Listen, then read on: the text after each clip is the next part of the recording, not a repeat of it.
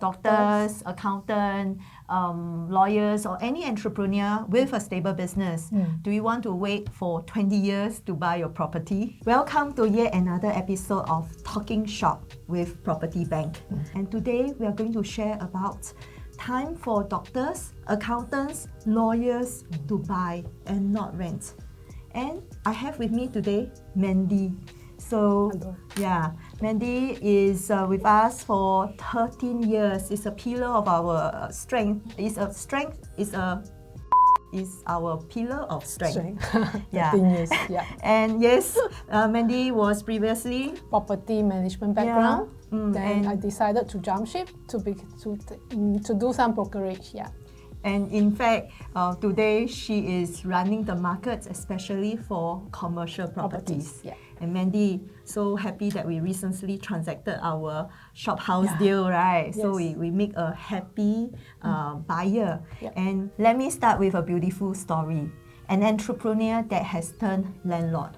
So this gentleman, he owned a business and he's working very hard on the business. He's got some savings and eventually he bought a 5-story industrial building. And this industrial building continued to serve his needs while he worked hard to build his business. Then crisis struck and he then decided to sell his business. But it was to an American company. And this American company put in equipment and because this building is also very high in power, so continue to use this building and every single month without fail, he collects his rent. So he can go golfing, he can go, tea sessions with his business friends. Yeah. So just last year, Mandy, you remember? Yeah. We helped him to sell his property. So this is really a perfect story of he lives happily ever after. Well, this really sounds like some fairy tales to some people, but this is really a true story. True case, yeah. Yeah. And we really feel that this is really someone who know how to make use of the property in good times and in times that he need to exit. Yeah, so some people may say, this is other people's fairy tales, but it can be your fairy tales too. So if you take steps to go forward. Yes, so continue to watch as we share more. Starting off, what are the costs involved if you were to rent a business property? Number 1 is the rent. And number 2 is all the running costs. That can be quite a lot, which is your utilities, your cleaning, your parking fee, which basically forms the running costs of renting a property. Okay, then also the great part for the lease is that you go into the rental deposit. So most landlord collects minimum 3 months deposit, and at times some landlord may collect up to 6 months deposit depending on your paid up capital. So after you rent a place, you need to renovate. So renovation cost is also quite a hefty sum, which you need really good planning. Then if you choose not to renew your existing lease, you choose to move to another location, so there's another moving cost. And remember, when you move out in your contract, the landlord did indicate you need to reinstate the property back to its original condition. This means you have to remove all your renovations, your furnitures, so disposal costs can be a costly sum as well. Yes, and imagine you just keep moving, from one lease to another.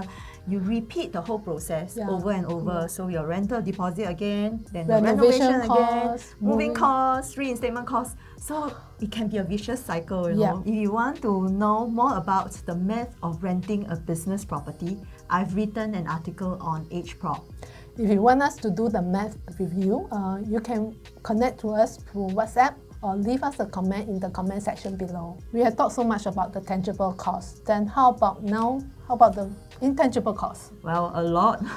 Like for example, staff may resign upon the move because you can't control people's feelings as companies move their location for better or worse. And customers need to get used to your new location. Yeah, staff or customers may make assumptions. Yeah. Especially right now, businesses are more cost conscious. They tend to move to a lower cost location. So what do staff and customers think of you? Yeah, and definitely the inconveniences of informing the authorities, the banks, your customers about the move. This takes a lot of time and getting used to a your new new landlord. Yes. Yeah. So how do you think we should kickstart the purchase journey now that we know there are the tangible and intangible costs? Well, I think most people will say, okay, you will take a look at how much cash you have. How much cash can you set aside to buy a properties? Then the next step is looking at the loan, because you may still need to get a loan, so you have to see how much you can obtain a loan. And if you are buying a non-residential properties, you can get a business loan. Yes. So talk to your bankers. I believe you have your bankers. If you don't, do connect with us. We can do some referral to you. Yeah, for the mortgage broker. Yeah. So I think for businesses, especially those of you who have been operating your business for so many years, in fact, your bankers will be coming to you and ask you whether you want to, take some loans. Yeah. So for non-residential properties, you can't use your CPF. That's for sure. Yeah. Yes, correct. So just think about your business needs, and you will start to plan about the journey. Buying a property is a big decision. You may get cold feet. So here are the questions you should ask yourself. Well, how much have I been paying the rent? And every lease term means higher rent. And you have to also go through this whole motion again, looking for spaces, planning your lease renewal, and so on and so forth. Then you also ask yourself the next question. How much are you going to spend on renovation? It is time and opportunity that you may find a fitted space. But in the marketplace, most properties are bare in condition. Yeah, for some industrial properties, you even have to put your aircon. You need to spend that extra capital expenditure to make the place able to serve your function. Yes, and of course, like what you just mentioned earlier, Mandy, about the reinstatement. And in fact, every time it pains me to see that you need to spend money just to throw away things. And of course, the longer you hold your decision, it also means that you are paying for so many years as you run your business operation. Yeah. Have you asked yourself how much you are making your landlord richer? And what are you waiting for? So, Edith, are you going to tell us another story? Well, I love to tell stories. And this is a story about waiting or time yourself. And this is a story between two lawyers. Lawyer A, who has been paying rent, and he's a very hardworking lawyer. He runs his own legal firm, and he's so busy with his client's business that he just put on hold the purchase decision. And Mandy, lawyers are our good friends, right? Because without them, our conveyancing process cannot go on. So that's lawyer A. So he just keep on paying rents and then move from one location to another, and for 20 years. Wow. Yeah. And then lawyer B, who is a friend of mine, he did not wait. In fact, whatever money he has, he started buying Peninsula Plaza, and he has stayed put there for 20 years. Wow. So you see, two lawyers, similar in nature. One purchase, the other one wait, and just too busy with clients' business. So lawyer A cannot turn back the clock. Yeah. But he decided then to support his daughter, who also has become a lawyer. And this time around, he's going to support his lawyer daughter to buy a property. So lawyer A, lawyer B. Yeah. So you see the difference? So why do we say doctors, lawyers, and public accountants should buy? Well, they have a very stable business, and they are usually business owners themselves.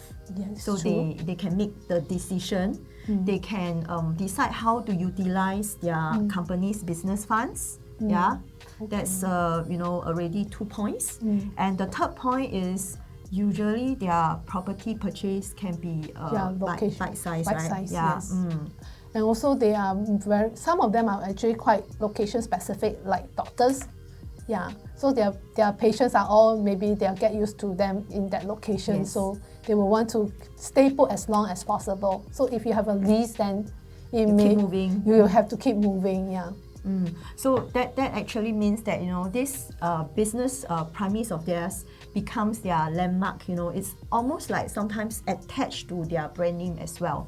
So if you are having a stable business, like Doctors, accountant, lawyers, or any entrepreneur with a stable business, do you want to wait for 20 years to buy your property? Yeah, so find the time now to reach out to us. And in fact, for these entrepreneurs, they can certainly sell their business and then continue to be landlord. Remember the earlier story that we shared? So either that, or they can sell the business together with the property, because especially for doctors, the location is kind of a plus point to selling the business. So what should our audience do next? Give us a thumbs up. And do like and share our videos. Yeah, 833-1338, and we will be happy to help you.